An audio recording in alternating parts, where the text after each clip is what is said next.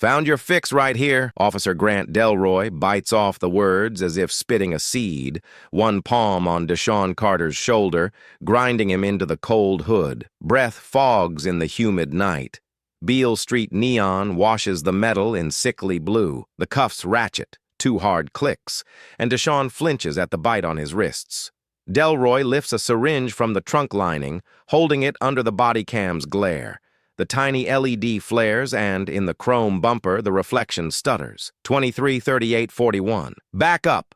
Delroy barks at the phones. A woman near the curb says, "That's not his," voice tight as a snare drum. "Stay calm. Count the breaths. They want fear." Rubber and rain mix in the air. Somewhere a street saxophone dies mid-note.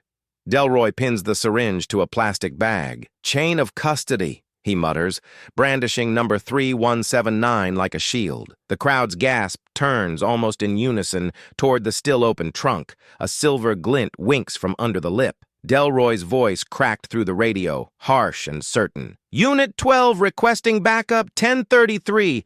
Possible narcotics," sirens answered. In less than a minute, Beale Street drowned in red-blue flashes. Car doors slammed, radios hissed, and the night crowd shrank against the walls as if sound alone could burn. Delroy's glove brushed his Bodycam toggle, 2 sharp taps. "Policy 3179, he muttered, claiming custody rights that no one questioned. The rookie stepped forward, plastic bag trembling. "Should I bag it?" "Already logged." Delroy didn't look up. Deshaun's cheek stuck to the wet hood. Oil and metal filled his mouth. "Stay small. Don't move." He could hear the cuffs scrape every time he breathed. A bystander's voice cut through the static. "Turn the camera this way." Another joined. "He planted it." Phones rose higher. A dozen blinking dots stared back. Tiny, merciless witnesses. Delroy barked into his mic. "Suspect secure." "Copy," the dispatcher replied. "Confirm evidence tag." "Confirmed," he said quickly. On the hood beside him, Deshaun's phone vibrated again. The screen glowed with his cousin's name, Tamika Ellis, then flashed a small red circle. Uploading Bodycam_3179.mp4. The progress bar crept forward, unnoticed. Rain started again, thin, needling drops that turned the pavement mirror black.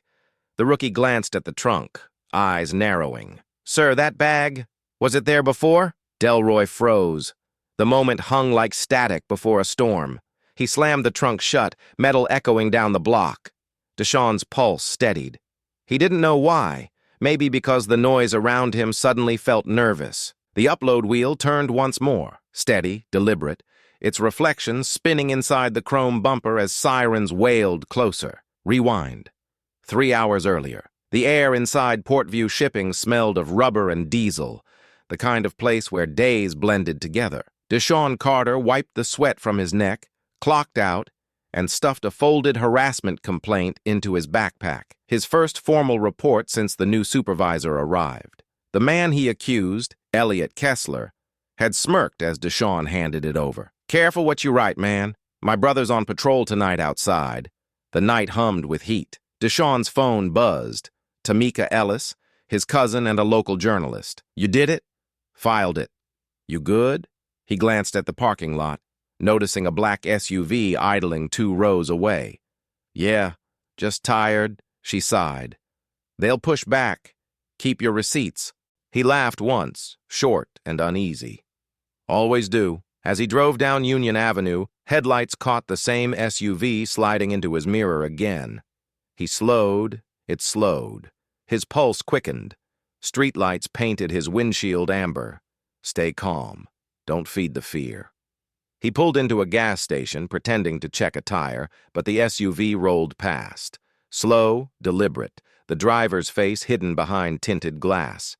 His phone lit again. 202756. Outgoing call, Tamika Ellis. 4 minutes, 12 seconds. He saved the recording to his drive, habit born from long nights of distrust. Somewhere behind him, thunder grumbled over the river. He drove home, unaware that one of those tail lights would meet him again. On Beale Street, under the same badge number, 3179. The fluorescent lights inside Precinct 12 buzzed like hornets. It was 12:08 a.m., the walls sweating humidity even through the air vents. Officer Grant Delroy, number 3179, stood at the booking counter, tapping a pen against the intake form. His gloves still smelled faintly of latex and gasoline. "Form 94A, he said to the clerk without looking up. "Narcotics possession resisting." Across the room, Deshaun Carter sat on a metal bench, wrists cuffed to a loop in the wall. The metal was cold enough to numb. Every few seconds, the booking printer chirped, spitting out slips that no one claimed. The clerk frowned at the screen. "Where's your evidence log?" "It's blank." "System's down," Delroy said. "It was fine an hour ago. Not now." His tone flattened the conversation. Deshaun's eyes followed a flickering monitor across the room, one of the evidence terminals. The screen blinked red, then displayed 00:08:42, auto flag, external upload pending. He squinted, unsure if it was his mind playing tricks or a reflection from the lights. The red pixel pulsed, almost in rhythm with his heartbeat. Inside his head, a whisper pressed against panic. "Something's leaking. Don't show it." A sergeant walked past, coffee in hand. "Everything squared away, Delroy?" "Almost. Waiting on network reset." The printer whirred again. A form slid out. Evidence submission, tag 3179, but no signature line appeared beneath. The clerk hesitated, reaching for it. "Leave it!" Delroy snapped. "Draft mode." Outside the narrow window, the hum of the city felt distant, muted.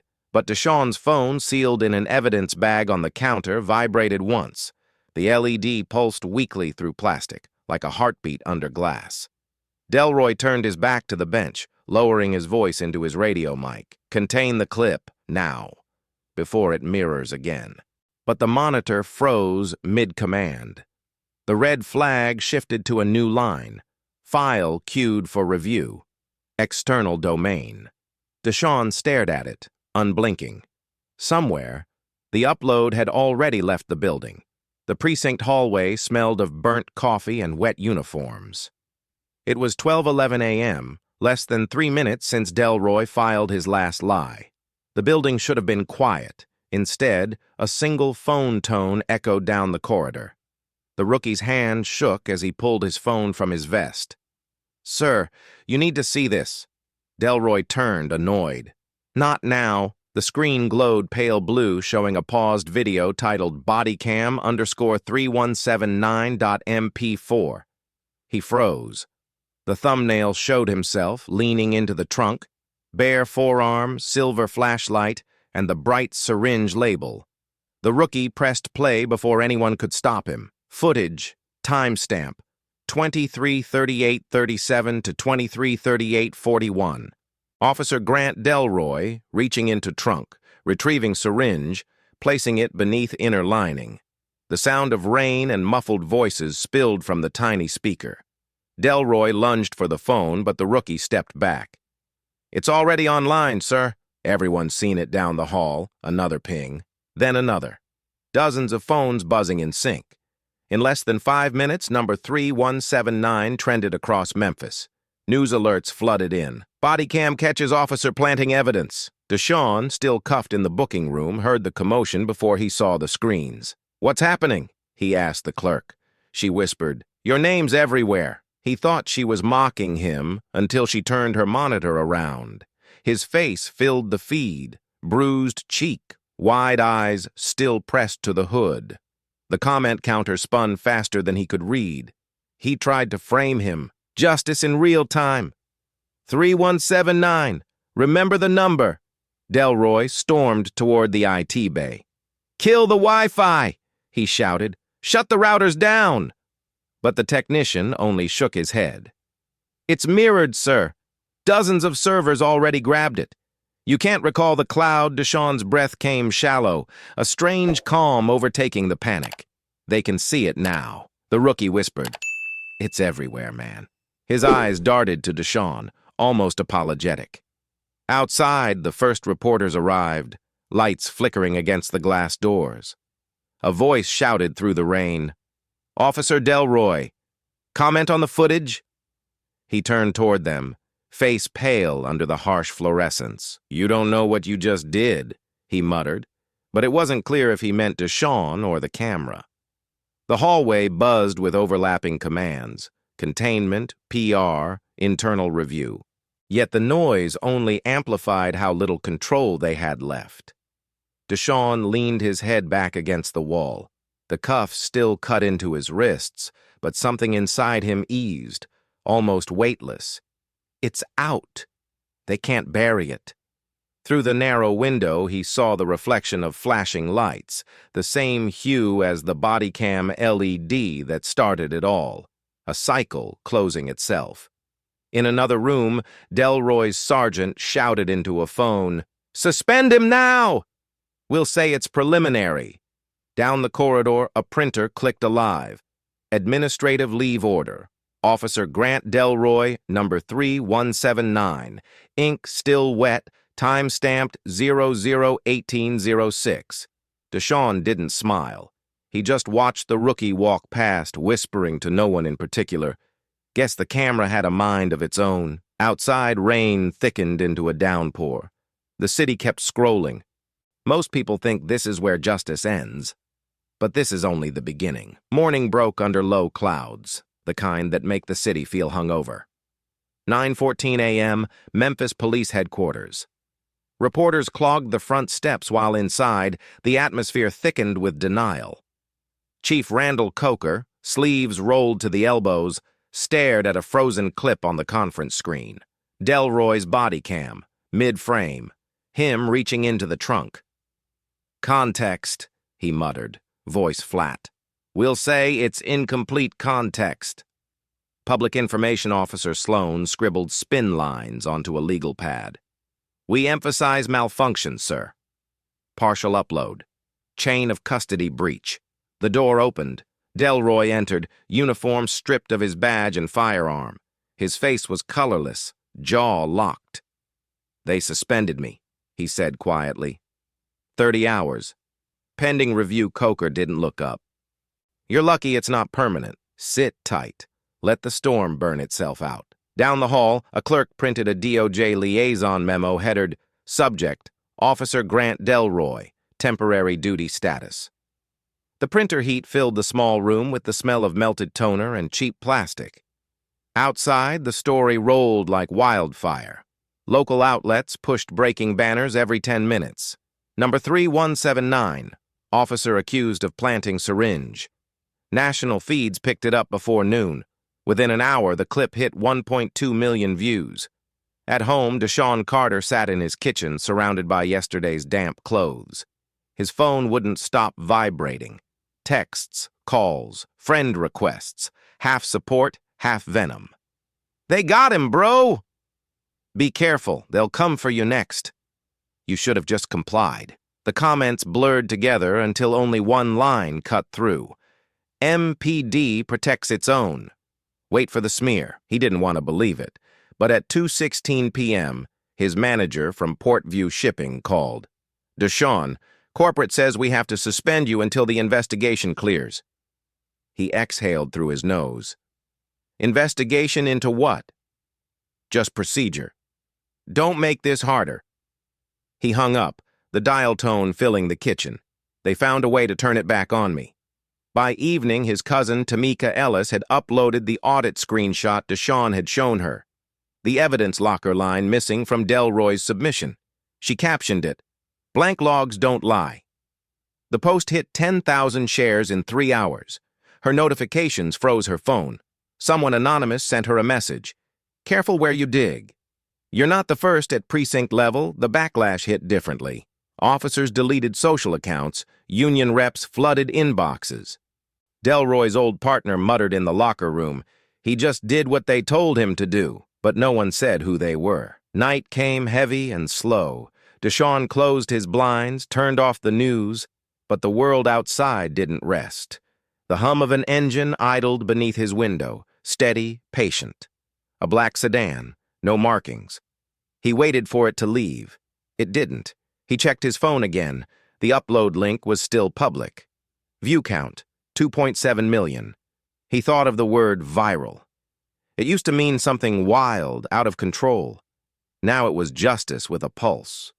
The sedan lights blinked once, then off.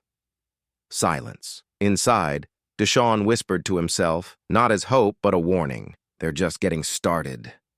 By the next evening, Memphis felt smaller, like every street corner had an opinion. Deshawn Carter walked through the rain toward the University of Memphis Law School, head down beneath a hoodie. The glow of his cracked phone screen lit the way. Another message from an unknown number. Drop the case. Accidents happen inside the civil rights clinic. The air smelled of toner and cold coffee. Professor Linda Vega, a civil litigation specialist with 3 wins against the MPD, waited behind her desk stacked with case files. "You must be Deshawn," she said, voice clipped but steady. "Sit. Tell me everything you didn't tell the press he did. The trunk, the cuffs, the upload." She listened without writing a word until the end. Then, "You kept the phone?" He nodded. "They still have it. Good. That means chain of custody's broken. And that's how we start." Vega called out through the open door. "Evan, bring the trace logs." Evan Morales, a thin grad student with dark circles under his eyes, rolled his chair over holding a USB stick. "The file hash is clean. SA256 ends in 3179. "What's that mean?" Deshawn asked. "It means the upload's authentic." Tampering would change the signature. They gathered around her monitor. The file tree expanded. Folders nested inside each other until one label caught Vega's eye. 3179B, DOJ Liaison Archive. She frowned. Why would a local precinct video mirror to a federal liaison server? The room went still. Outside, thunder grumbled again, same as that night. Deshawn leaned closer. "That's them, right? The ones covering him?" Vega exhaled. "Not just him. Something bigger. Maybe automated, maybe intentional." She printed the log and slid it across the desk. "This is your lifeline. Don't lose it. Receipt, file hash record, SHA256 4E9F 3179.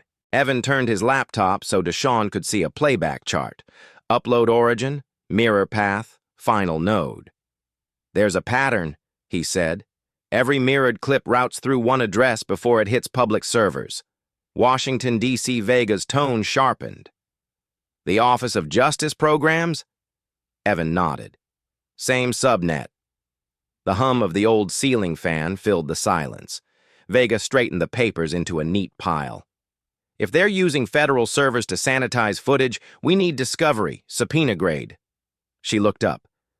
"But before that, you have to stay visible. They won't move on you while everyone's watching." Deshawn rubbed his wrists. Faint marks, still visible. "Feels like the only thing keeping me safe is the view count." "That's not safety," she said. "That's leverage." A campus cop passed in the hallway, his radio whispering static. Deshawn's pulse quickened until he realized it wasn't for him. Evan broke the silence again. "There's another anomaly. Metadata tag signed CF node. Same origin as that DOJ folder." "CF?" Vega asked. Evan shrugged. "No idea. Maybe an abbreviation. Vega underlined it in red. We'll find out. Start with their IP logs and backup mirrors. If they touch the file again, we'll see it." Deshawn watched her hand move across the page, decisive, deliberate. For the first time since the arrest, he saw someone who wasn't afraid to name the system. As he left the office, the night air hit sharp and electric. He looked at the city skyline, thinking of every camera that had caught him, every stranger who'd watched. He whispered, "Keep watching." Behind him, in the clinic's glow, the printer hummed again. Document queued, DOJ Liaison Archive Extract, 3179B. The sound of the Bodycam auto replay click, that small mechanical whir, hit Deshawn like static in his chest. He froze halfway down the law school steps, rain slicking his sleeves. That sound wasn't new, it was memory.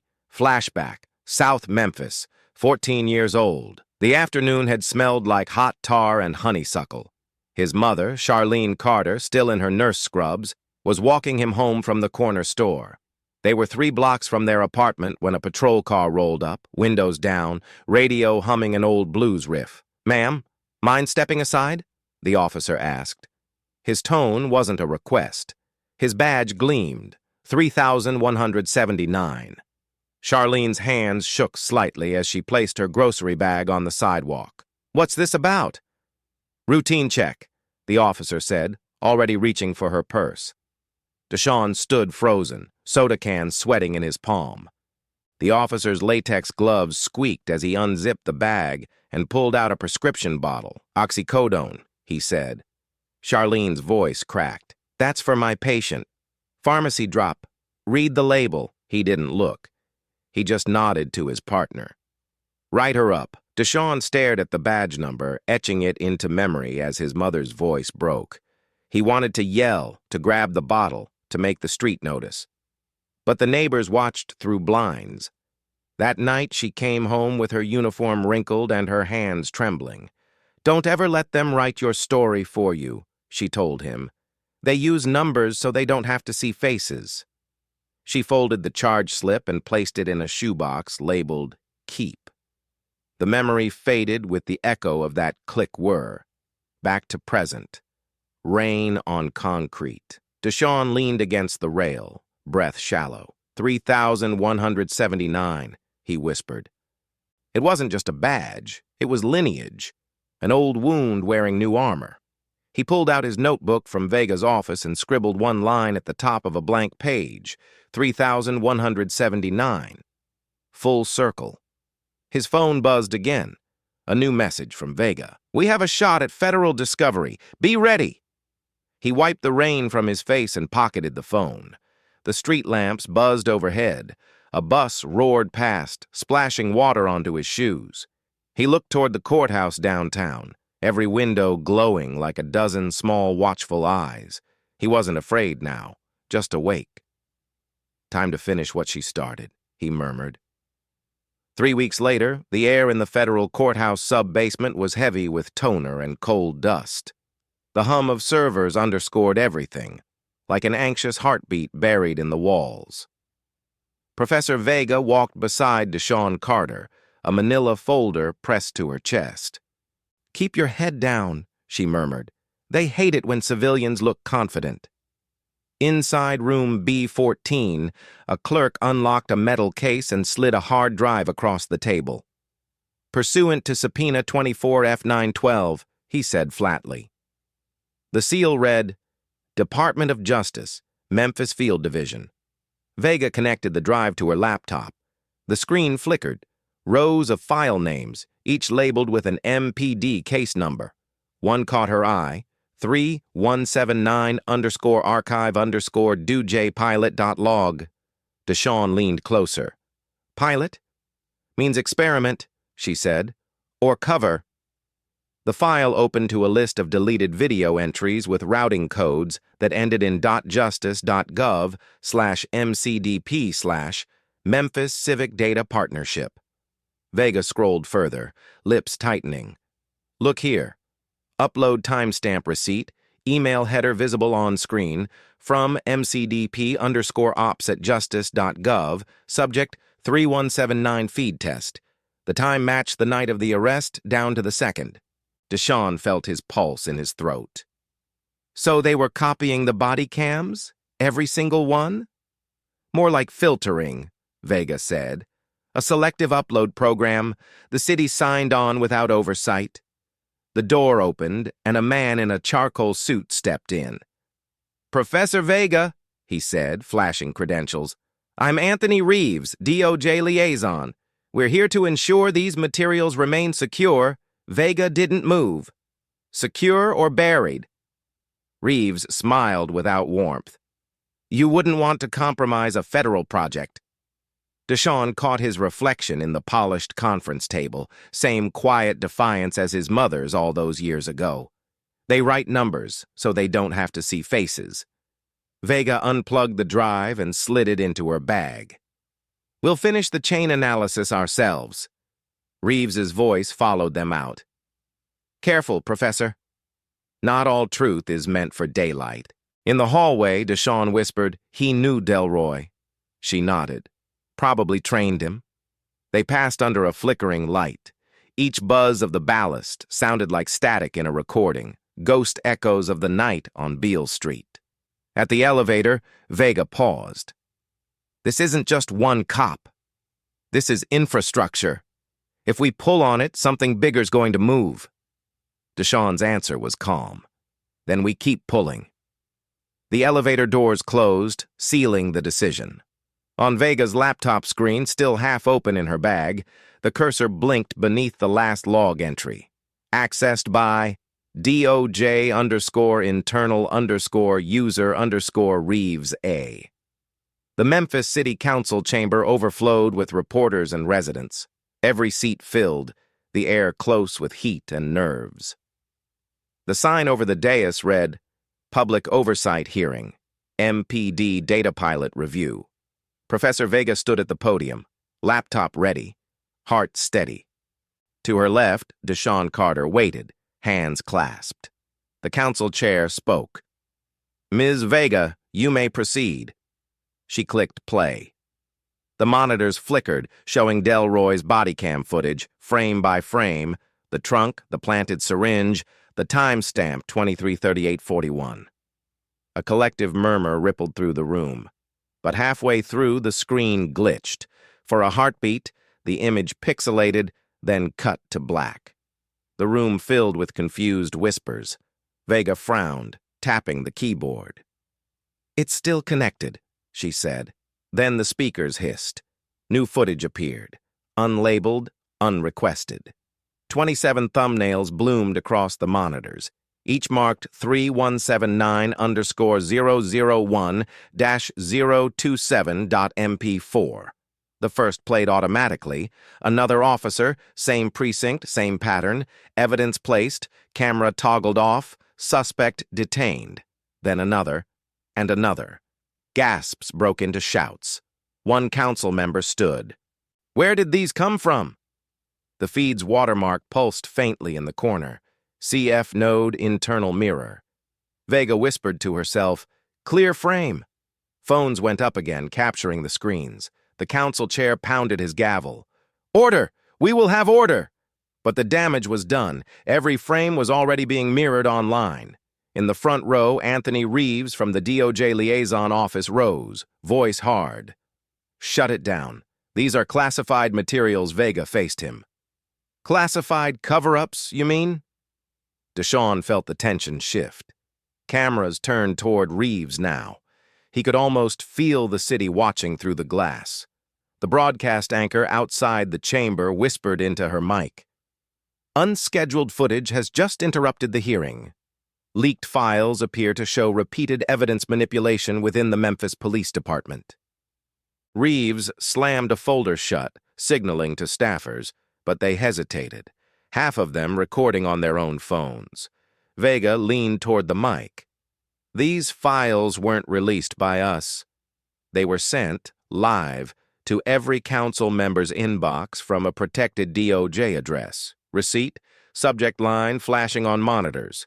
Disclosure packet, CF archive/node 3179. Deshawn stepped forward, voice low but steady. I told you it wasn't just one. The chair's gavel hit wood again, splintering on the last strike. This hearing is adjourned until we... Too late.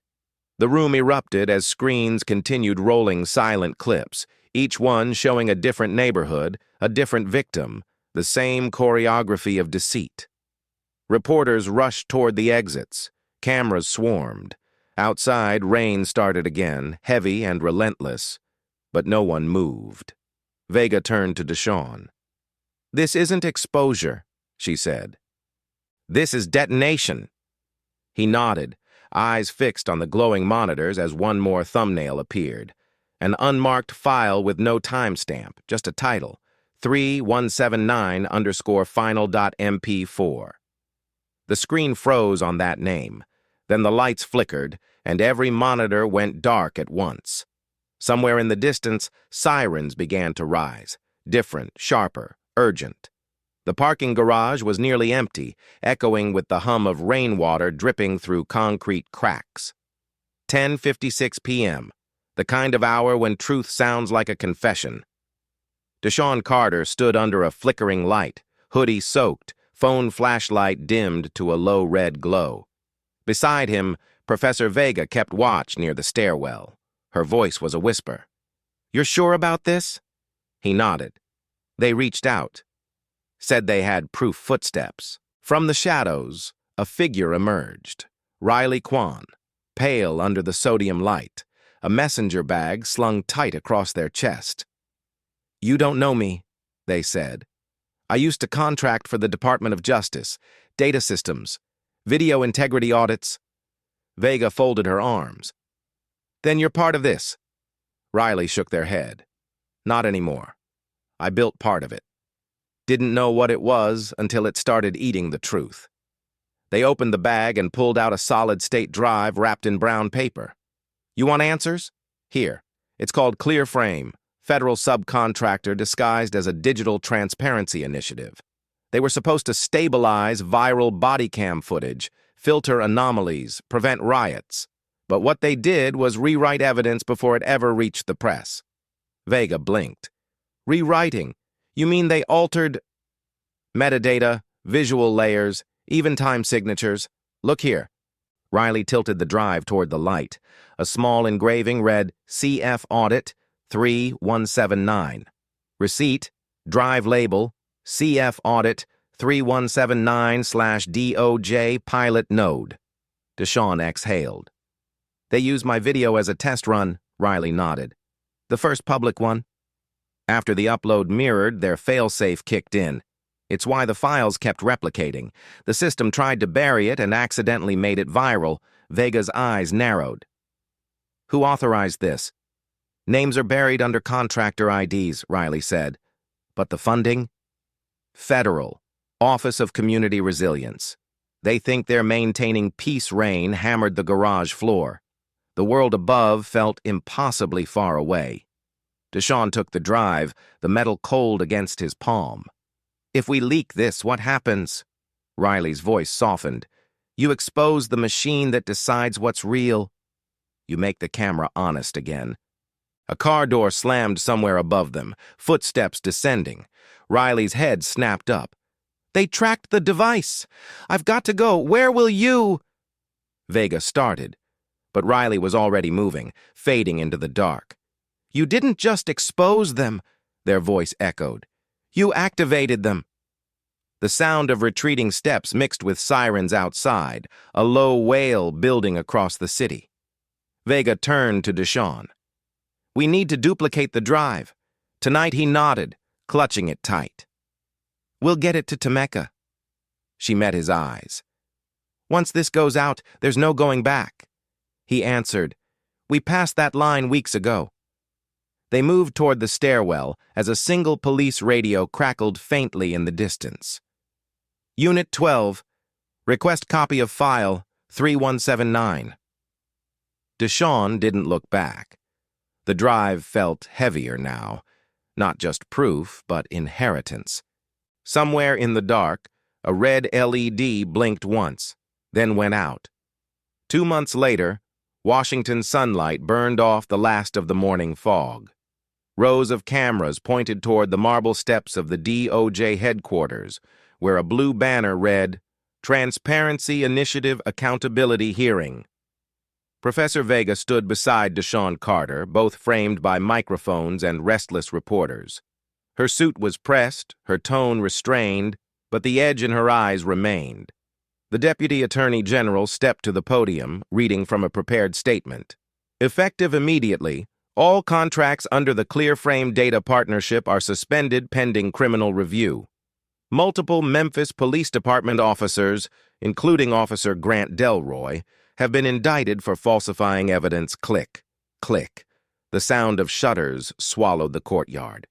Deshaun kept his hands in his pockets, wrists still marked from the cuffs that had once silenced him. He wasn't smiling. He was watching, every lens, every flash, every reflection, because he knew how quickly truth could be edited away. A reporter shouted from the front row, "Mr. Carter, what does justice look like to you today?" He paused. "It looks Incomplete, he said, but it's starting. Behind him, a digital display scrolled the public release of case numbers. Among them, Case 24-3179-CIV, Carter v. Delroy et al. The number glowed against the screen, the same one that had haunted him since Beale Street. Receipt, DOJ press order visible on live ticker. Case 24-3179-CIV filed, her contracts suspended. Nearby, Vega handed a USB drive to a federal archivist. All unedited copies, she said. Every second preserved. The archivist nodded. Public record, Professor. No more mirrors. The crowd began to thin. A light wind scattered the leftover flyers, one catching against Deshawn's shoe. Justice has no off switch. He picked it up, folded it once, and tucked it into his jacket. Across the street, Delroy stood behind tinted glass on the third floor of a hotel. He wasn't in uniform. His reflection looked hollow, unfinished. The television behind him replayed his own downfall in slow motion. Deshawn didn't see him, but for a second, they both looked at the same image on two different screens. The Bodycam still frame. 23:38:41, the exact second where everything changed. The reporters packed up. Vega exhaled, tension slipping out of her shoulders. "You did it," she said quietly. Deshawn shook his head. "We did enough."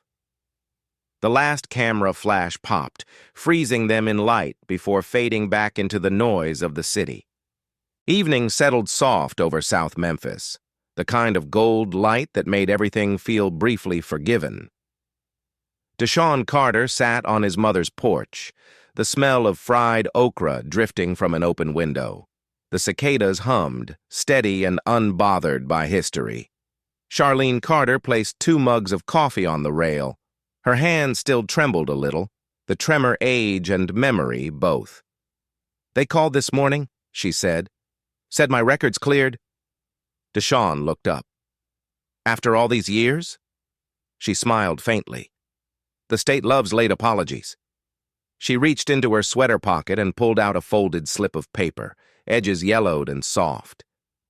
"The one they gave me that day," she said, handing him the old charge notice, the officer's badge number faint but legible, 3179. He stared at it, then unfolded his lighter. "You sure?" "I've been sure since they cuffed you." The paper caught flame quick, curling to ash. They watched until it crumbled into the metal tray between them. The porch creaked beneath their quiet. Deshawn's phone buzzed once on the table. Message from Vega. "Oversight board rebuilding." "You in?" He didn't hesitate. Always. He thumbed the send icon, the screen glow reflecting faintly in his mother's eyes. "Don't let them turn you bitter," she said. He nodded. Only louder. The last of the ash blew away, carried into the dark. Somewhere in the distance, a siren faded, not urgent, just part of the city's pulse. He leaned back in his chair, letting the night settle around them. The porch light flickered once before holding steady, and for the first time in years he didn't feel watched. He felt seen.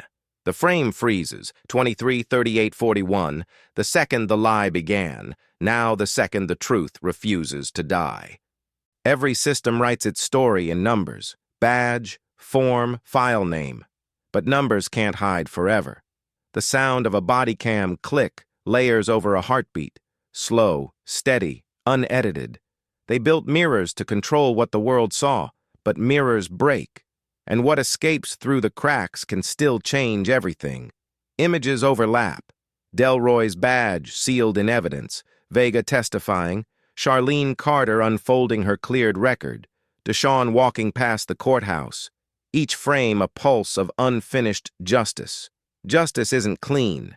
It uploads in fragments, pain, proof, persistence, but once it's live, it never goes offline. The number 3179 glows faintly, dissolving into static. The camera never lies. It only waits for someone brave enough to hit play.